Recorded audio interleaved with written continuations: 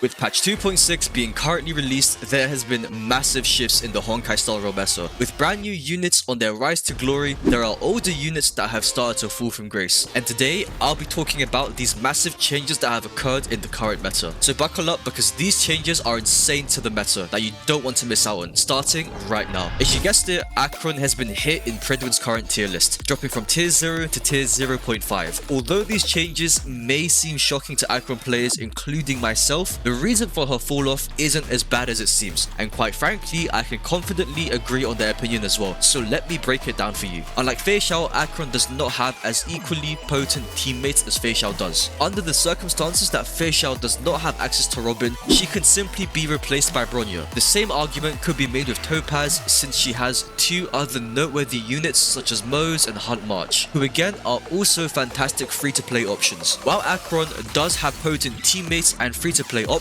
they aren't as great or versatile as Feixiao's options. Don't take it the wrong way, Acheron is still a fantastic unit overall, however, most of her damage is coming from her ultimate. While Jiaoshu does in fact generate Acheron stacks fast, it isn't going to be as frequent as Feixiao's teammates. Until Acheron receives better characters to improve her ultimate frequency, I can see why they decided to knock her down a little from this list, and hopefully you do too. Jingliu's fall from grace continues, dropping from tier 1 to tier 1.5.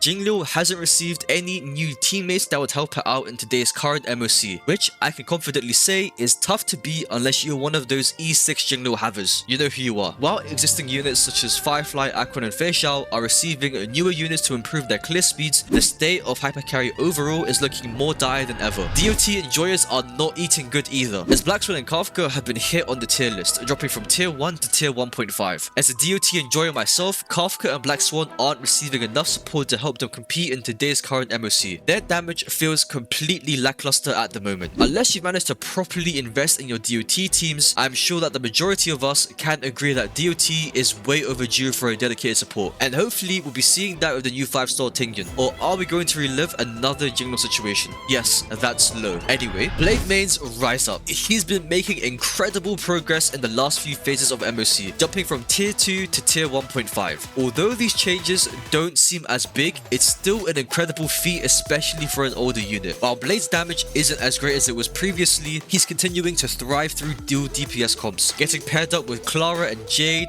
Yunli, and even Feixiao. His attack frequency plays a big part in breaking enemies with wind weakness, since we're currently playing in break and follow-up attack meta. His attack frequency and consistent break is going to play a major part in clearing MOC, and I do hope that we'll be seeing him shine a lot more in the foreseeable future. Seele is going to be another hypercarry victim, falling out of the meta even more, jumping from tier 1 to tier 1.5. Due to her damage being highly dependent on destroying enemies for her resurgence passive, it is going to become much more harder to achieve this, as the enemies we have in MOC just keep getting more difficult with the HP increase and toughness bars. Also, according to Prydwen, less people have also been using Seele in MOC, as well as having her performance plummeting just as much. Speaking about quantum units, Xueyi and Luka have dropped a whole tier down from their tier list. Both characters are incredible break DPS units. The only problem, however, both are heavily reliant on the enemy matching their corresponding element. Without meeting that weakness requirement, they tend to fade out and fade in back in the memory of chaos. Bronya has been seeing massive improvement with her overall usage and performance in the current MOC, going from tier 1.5 to tier 1. As I mentioned earlier on, players that don't have access to Robin are able to easily replace her with Bronya. She's even a top pick for boot heal since his release, making her an overall substitute for Robin. Not only that, but she's able to fit into a lot of team comps, making her versatility fantastic for an older unit. With the fall of hypercarry being more noticeable than ever, Sparkle has expectedly fell from grace. Hypercarry teams are struggling to compete with the break and follow-up attack meta. Even though Sparkle is able to pair with other units such as Yunli and Acheron, she is still a replaceable unit. However, outside of that, Sparkle struggles to thrive in the hypercarry comp since older DPS characters are now shells of their former selves. Because of that, she has fallen from tier 0.5 to tier 1. There is one unit that continues to thrive to this day, and her name is Pela. She still stands on top as the greatest free-to-play unit currently, and for new players, it's going to be a top choice. Prydwen has decided to increase her tier from 1.5 to tier 1. Again, another fantastic showcase on how older units from 1.0 continue to thrive to this day. And just like Bronya, her versatility when it comes to fitting into different team comps is second to none, as well as being an easy unit to build. Even with the release of Jiaoshu, she he's still a heavily used unit for Acron comps. Our last two units that I'm going to mention are Yukong and Fire MC. These two units aren't as commonly used as they once were. For Yukong, her usage rate has completely plummeted since Environmental Lune has better teammates, so she's going to be dropped off into the forgotten tier. Maybe one day she'll rise from the ashes again to reclaim her place in the meta, but today is not the day. Fire MC compared to other sustain units has completely fallen out of favor, as we're only seeing him being used in Acron comps at such a low play rate. On top of that, compared to other sustain units such as Linksha, Gallagher, Aventurine, Kwokwo, and Prydwen, he does not excel in any area where it's demanded by a team. Linksha and Gallagher are mainly break focused units, therefore fit into break comps, with the exception of Linksha being a suitable unit for follow-up attack too. Aventurine is also another great unit for follow-up attack comps due to his attack frequency and surprisingly decent damage. Kwokwo and Prydwen both offer extended team-wide protection, with Kwokwo generating energy for the team and Prydwen being an entire upgrade over Fire MC. What do you think about this tier list? Personally, I agree with everything being presented here. As a DOT enjoyer, maybe one day receive the game-breaking unit that we're looking for. Also, don't forget to subscribe on your way out for more content like this. With that being said, I'll see you guys in the next one.